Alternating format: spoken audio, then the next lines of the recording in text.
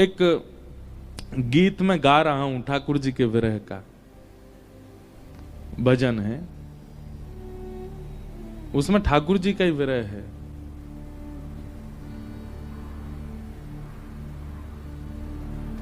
हे उधो मेरो छूट गयो ब्रज धाम, ब्रज धाम उधो मेरो छूट गयो ब्रज धाम। गैया छूटी ग्वाला छूटे, छूट गए नंद बाबा। गैया छूटी ग्वाला छूटे, छूट गए नंद बाबा। यमुना छूटी कुंजन छूटे, छूट गई मेरी मैया। हे उधो मेरो छूट गयो ब्रज धाम। एक लिख रहे हैं पंक्ति ऐसी जिसमें ठाकुर जी का विरह है। कभी कभी हमको बहुत स्वार्थ लगता है, पता है हम मानव बहुत स्वार्थी हैं, अपने सारे दोष बता देंगे ठाकुर जी को, अपनी सारी पीड़ा बता देते हैं ठाकुर जी को। कभी ठाकुर जी से क्यों नहीं पूछते, आपको तो कोई पीड़ा नहीं, उनको पीड़ा नहीं होती, वो परमात्मा है। यही सोच में हम कभी नहीं पूछते ठाकुर जी से। द्वारिका में ठाकुर जी को बहुत सुख है, राजा धीराज हैं, सोने चांदी हीरे जवाहरात मणियों से सदा लदे रहते हैं। पर हम अपनी बात बताएं तो हम जब जब ठाकुर जी को देखते हैं, कल हम दर्शन नहीं कर पाए, नहीं तो हर दिन मैं दर्शन करने जाता हूं। और ऐसा केवल द्वारिका में नहीं, वृंदावन से विलग कहीं भी अगर कथा होती है तीर्थों में, एक दिन ऐसा होता ही है कि ठाकुर जी मुझे दर्शन नहीं देते। और उस दिन पता है क्या लगता है, अपनी बात बता रहा हूं, उस दिन ऐसा लगता है जैसे कोई प्रेमी रूठ करके अपने आप को बंद कर लेता है ना, कि अब तू आयो 3-4 दिन रहो, अब जा रहो है, अब तू 2 दिन बाद चलो जाएगो। तो कल ठाकुर जी ने महाप्रसाद पवाया लेकिन दर्शन नहीं दिए। तो उस समय मन में यही आ रहा था कि कह रहे होंगे, बोले अब तू जा रहो है, अब तेरो जावे को समय आ गयो, 2 दिन बाद चलो जाएगो। ऐसा नहीं कह रहा हूं कि उनको मुझसे बहुत प्रेम है, पर मैं जहां से आता हूं उस स्थान से उनको बहुत प्रेम है। कभी कभी भैया अपनी लिस्ट ना बता के ठाकुर जी से पूछने जाया करो कि आप ठीक हैं, आपको यशोदा मैया की याद तो नहीं आती। ब्रज की गोपांगनाएं, ब्रज की वह गोपियां, श्री राधा रानी, गिरिराज जी, यमुना जी, सबका बहुत स्मरण तो नहीं आता। कितना प्रेम करते हैं ठाकुर जी वृंदावन से, कितना प्रिय है ठाकुर जी को। लोग माला लाते हैं, प्रसाद लाते हैं, दुनिया भर की सामग्री द्वारिकाधीश के लिए लाते हैं। हम तो कहेंगे कि द्वारिका जाने से पहले ब्रज जाया करो, यमुना जी का जल, ब्रज की रज, वृंदावन की तुलसी, वृंदावन के किसी ब्रजवासी के यहाँ का कुछ प्रसाद, अमनिया, कुछ नहीं तो फल ही ले आओ, वृंदावन से कुछ लाके ठाकुर जी को अर्पित करो।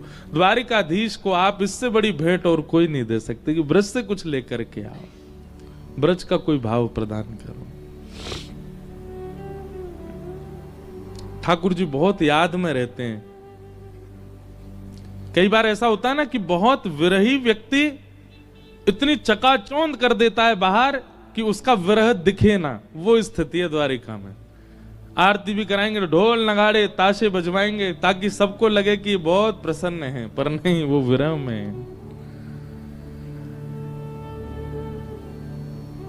हमारे द्वारिकाधीश जी के जितने भी पुजारी जी हैं वो भी द्वारिकाधीश से ही लगते हैं। ऐसे महाराज गले में अभी आज तो नहीं पहन के आए, नहीं तो ऐसा हो ही नहीं सकता, भीतर पहन रखे हैं। 2-4 तोला सोना तो पहन के ही रखते हैं। द्वारिकाधीश जी सबको ऐसा बना करके चारों ओर रखते हैं कि ऐसा लगे बहुत प्रसन्न है, पर हम हृदय की बात जानते हैं। ठाकुर जी को ब्रज की बहुत याद आती है।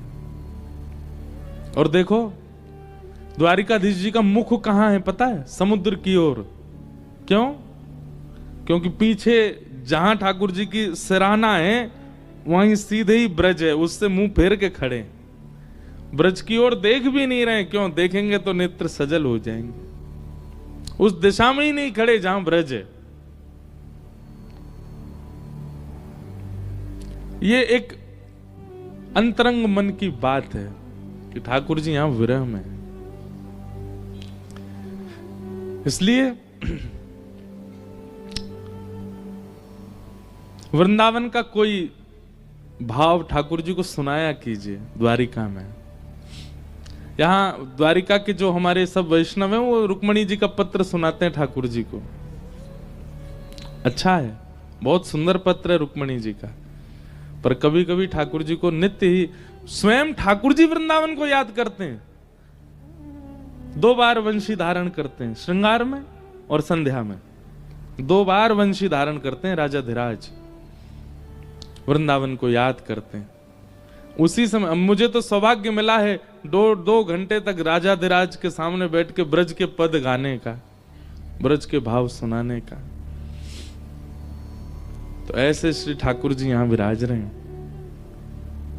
आपको पता होगा बंग जी ने जब, आपको नहीं पता होगा, इनको पता, जब इन्होंने कहा ना द्वारिका में कथा करनी है, एक बार मैंने मना किया। मैंने कहा वहीं कर लो, श्रीरंगम में कर लो, पुष्कर में कर लो, और भी बहुत जगहों के भाव आए, लोनावला में भी होने वाली थी, कहां के।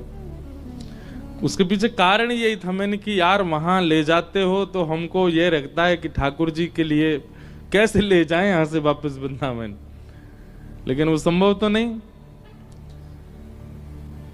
यहां आकर के ऐसा लगता है कि ठाकुर जी बहुत विरह में है, और हमको देख के ठाकुर जी कहीं वृंदावन की ओर याद ना करने लग जाते हैं। पर ठीक है, इसी बहाने उनको यह भी तो रहता है कि भले ही विरह होता है, कोई ब्रज से आता रहे, वृंदावन से आता रहे। और हमें ऐसा विश्वास है कि 365 दिन में एक दिन भी ऐसा जाता नहीं होगा कि वृंदावन से कोई द्वारिका ना आता हो।